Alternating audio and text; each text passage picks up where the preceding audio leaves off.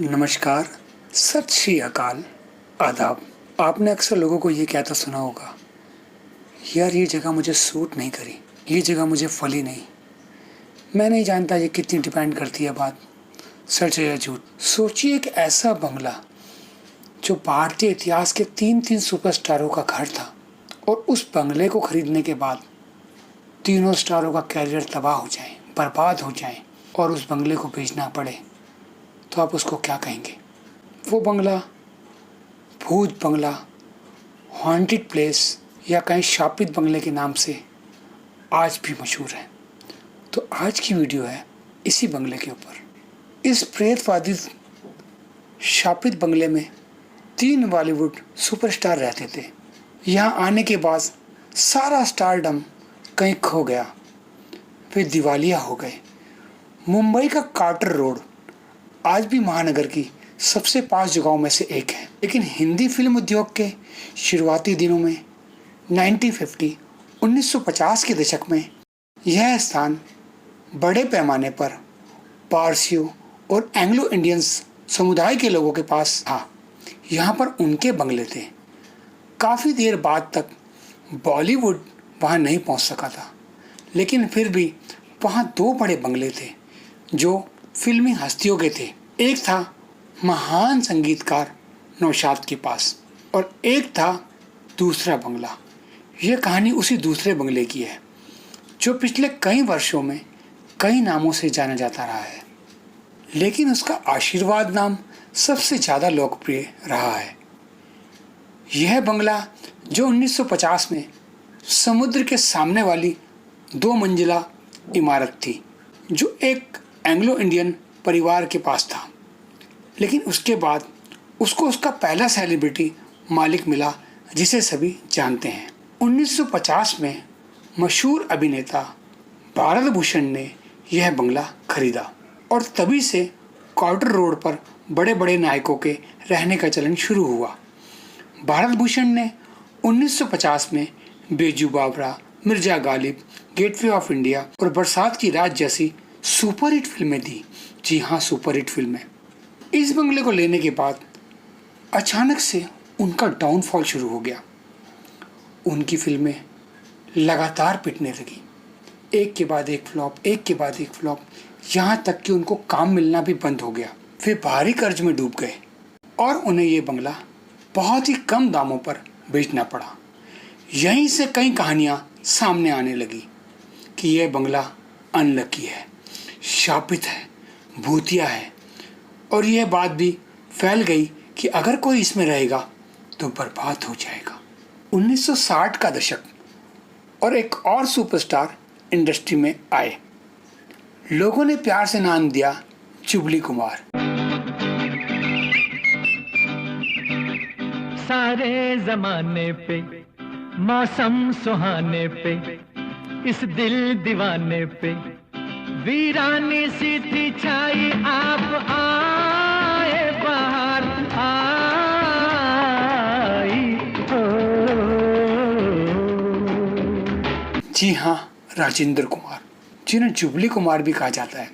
जब उन्होंने इस बंगले के बारे में सुना तो उन्होंने इसको लेने की इच्छा जताई, जो उस समय अपनी कुख्यात कहानियों के कारण बेहद सस्ते रेट मात्र 60,000 रुपये में उपलब्ध था।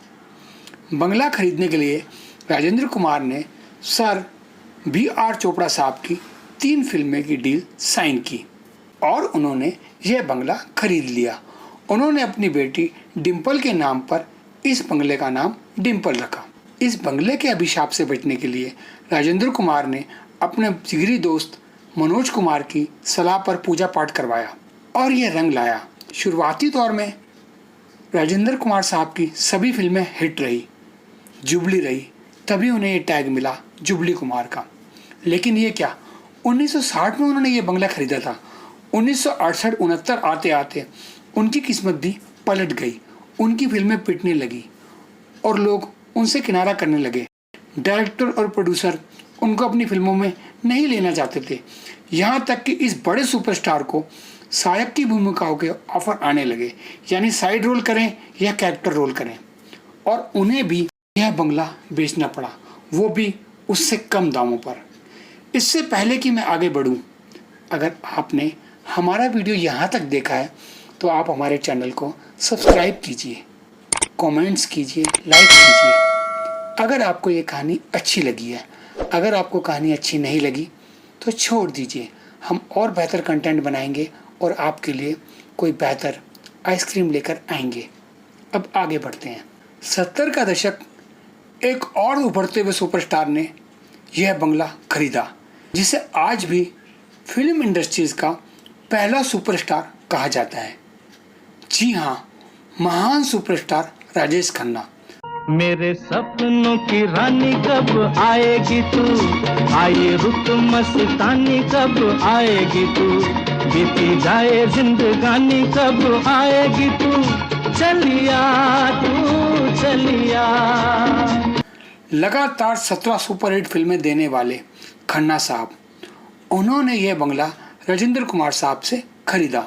नाम रखा फेमस आशीर्वाद बंगला, जो उस समय मुंबई के पर्यटकों का आकर्षण का केंद्र बन गया। ठीक वैसे ही जैसे आज के दौर में जलसा और मन्नत बंगले, जो कि बहुत बाद में बने। पर यहाँ पर भी उनकी किस्मत ऐसी पलटी खाई कि 1970 के दशक में उन्होंने ये बंगला खरीदा था और 1980 आते आते खन्ना साहब का स्टारडम एकदम डाउन होने लग गया। उनका डाउनफॉल शुरू हो गया। उनकी जगह एक नए अभिनेता ने कार्यभार संभाला। उनका नाम था अमिताभ बच्चन, जिसे इंडस्ट्री का पहला एंग्री यंग मैन कहा जाने लगा। खन्ना साहब की पर्सनल लाइफ भी डिस्टर्ब हो गई। उनकी पत्नी डिम्पल, बच्चे ट्विंकल और रिंकी के साथ अलग रहने चली गई और यह समय ऐसा था कि खन्ना साहब के पास कोई काम नहीं था। खन्ना साहब ने शराब को अपना साथी बनाया और बहुत ज़्यादा पीने लगे और बंगले से ज़्यादा समय वे अपने कमर्शियल कार्यालय में बिताने लगे, अपने ऑफिस में सोने लगे। जरा सोचिए कैसी खराब किस्मत या मनुष्यत रही होगी। इतना महंगा बंगला एक सुपरस्टार ने खरीदा हो और उसकी फैमिली, बीवी बच्चे, वो भी उसमें ना रहें और वो खुद भी उसमें ना रहें और कोई घर का सदस्य उसमें ना रहे, तो सोचिए क्या सिचुएशन रही होगी। हालांकि इतने खराब हालातों में भी बावजूद अंत तक लगभग 30 सालों तक खन्ना साहब उस बंगले में रहे। उनकी मृत्यु के बाद उनकी फैमिली ने यह बंगला 2014 में 90 करोड़ रुपए में बेच दिया। जिंदगी एक सफर है सुहाना, यहाँ कल क्या हो किसने जाना। जिंदगी एक सफर है सुहाना, यहाँ कल क्या हो किसने जाना। फरवरी 2016 में नए मालिक ने इसको पूरी तरह से तोड़ दिया। इसके साथ ही गुजरे जमाने के 3 सुपरस्टारों का घर हमेशा के लिए ध्वस्त हो गया और मिट्टी में मिल गया। आज आप यहाँ पर कुछ होटल्स, पब, कमर्शियल कॉम्प्लेक्स देख सकते हैं। तो ये थी कहानी उस मनूस और हॉन्टेड बंगले की, जो 3 सुपरस्टारों का घर था।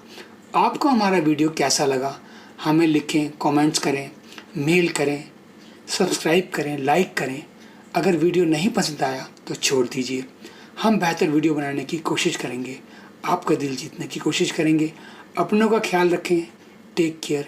जय हिंद, जय भारत।